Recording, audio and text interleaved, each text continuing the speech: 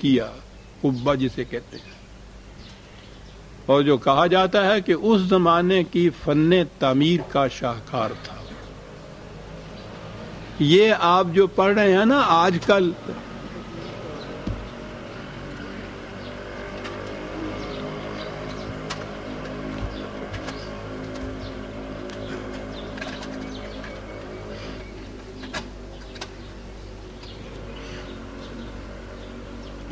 قبۃ الصخرہ ایک پڑھ رہے ہوں گے آپ وہاں یہودیوں کے قصے میں، بیت المقدس کی کشمکش جو آج کل چل رہی ہے،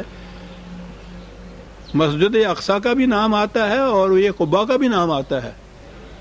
تو یہ وہ ہے جو عبد الملک نے، اموی خلیفہ نے، اس چٹان کے اوپر گنبد سا بنایا ہوا ہے، اور اس نے پھر اس کے ساتھ ایک بڑی عظیم الشان مسجد تعمیر کی۔ یہ مسجد جو تھی مکے سے بھی دور، مدینے سے بھی دور، حتیٰ کہ ان کا اپنا دارالحکومت دمشق جو تھا امویوں کا، اس سے بھی دور تھی۔ عربی زبان میں جو چیز دور یا بہت دور ہوتی ہے اسے اقصیٰ کہتے ہیں۔ چنانچہ ان کے ہاں یہ مسجد جو مروان نے بنوائی تھی سن 72 ہجری میں، غور فرمایا آپ نے، سن 72 ہجری میں، امیہ کے زمانے میں مروان کی بنائی ہوئی گنبد قبے کے اوپر اس نے چٹان پہ بنایا قبۃ الصخرہ، اور یہ مسجد بنائی، اور اس مسجد کو پہلی بار مسجد اقصی کہا اس اعتبار سے کہ یہ ان تمام مقامات سے بہت دور جگہ ایک مسجد بنی ہوئی تھی۔ اقصی کے معنی ہی ہیں بہت دور جگہ۔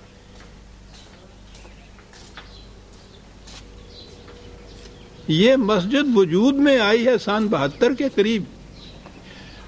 وہاں وہ ایک ٹیبلٹ لگی ہوئی ہے، تختی لگی ہوئی ہے تعمیر کی، اس تختی پہ یہ لکھا ہوا ہے کہ مروان نے تعمیر کیا وہ قبہ اور پاس اس کے مسجد، اور سن 72 لکھا ہوا ہے ہجری اس کے اوپر۔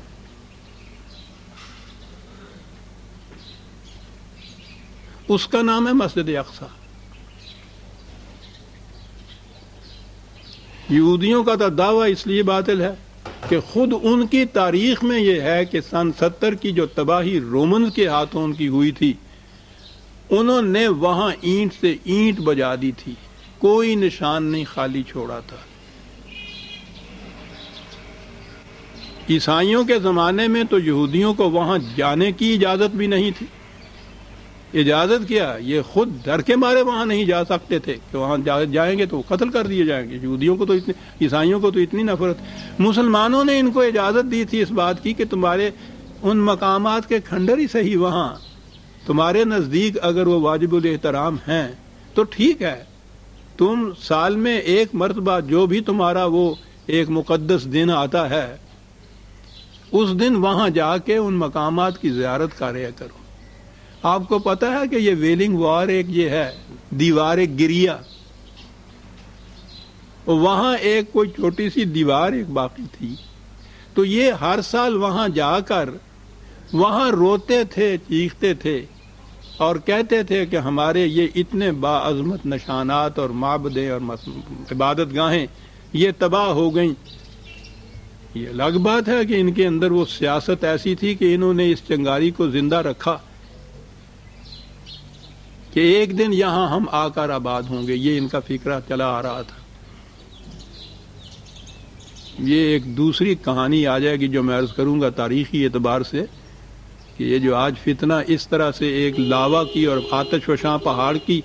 شکل اختیار کر گیا ہے، اس کی چنگاریاں اس زمانے میں تھی، اور یہ مسلمانوں نے اجازت دی تھی ان کی کہ وہاں جائیں۔ وہاں جا کے یہ اپنے ہاں روتے تھے دیوار گریا کے سامنے، اور ان کے ہاں یہ پیٹ سیٹ دعا ہے کہ یہ ہم سے چھن گئی ہوئی ہیں، ہم یہاں آ کر آباد ہوں گے۔ یہ صدیوں سے یہ چیز وہاں دیوار گریا کے سامنے یہ کرتے تھے، اور کوئی نشان وہاں نہیں تھا۔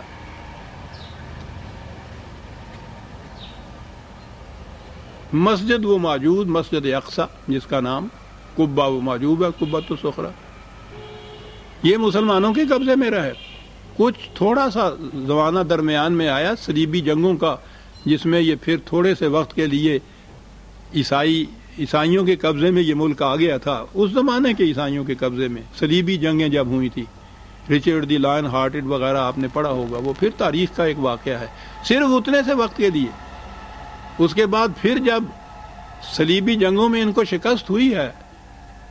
اور یہ علاقہ بیت المقدس، فلسطین کا پورا علاقہ، سارا علاقہ یہ پھر مسلمانوں کے قبضے میں آیا ہے، اور اس کے بعد یہ پھر عیسائیوں کے یا یہودیوں کے قبضے میں نہیں گیا، الا اس کے کہ اس کے بعد یہ پھر اسرائیل نے اس ٹکڑے میں خود عربوں کے ملک کے ایک حصے کے اندر اپنی غالب طاقتوں کی مدد سے وہاں اپنے آپ کو متمکن کیا، بنا ڈالی ایک مملکت کی، اور آج ان کی یہ کیفیت ہے۔ یہ کل کا واقعہ ہے۔ ابھی دوسری یہ پہلی جنگ عظیم کے بعد جب یہ حصے بکھرے ہونے لگے ہیں تو اس زمانے کی یہ بات ہے۔ اس سے پہلے حضرت عمر رضی اللہ تعالیٰ عنہ کے زمانے سے لے کر آخر تک درمیان کا تھوڑا سا عرصہ چھوڑ دیا جائے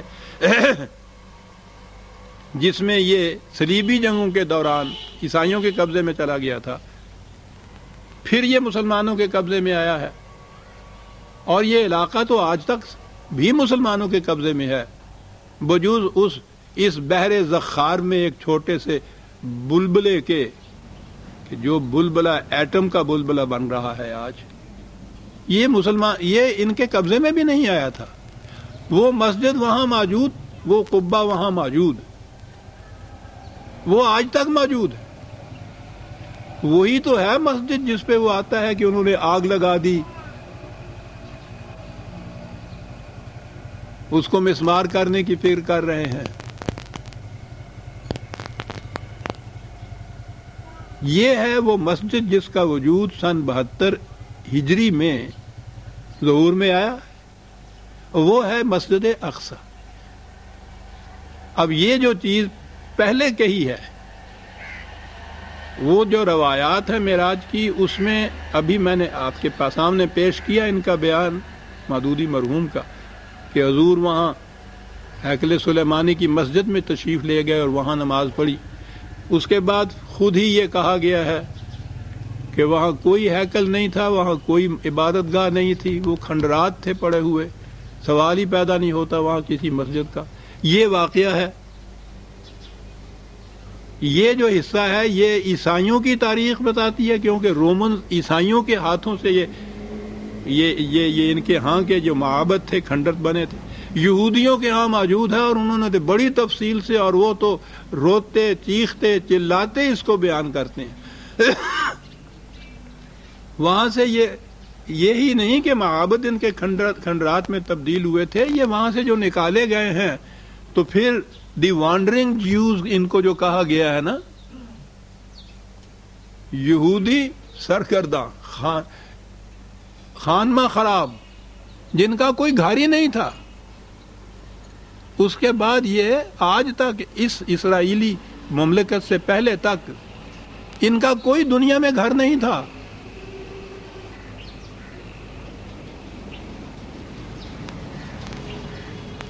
تو وہاں تو یہ کچھ تھا ہی نہیں۔ مسجد اقصی تو سن 72 میں وجود میں آئی، امویوں کے زمانے میں وہ موجود ہے مسجد اقصی۔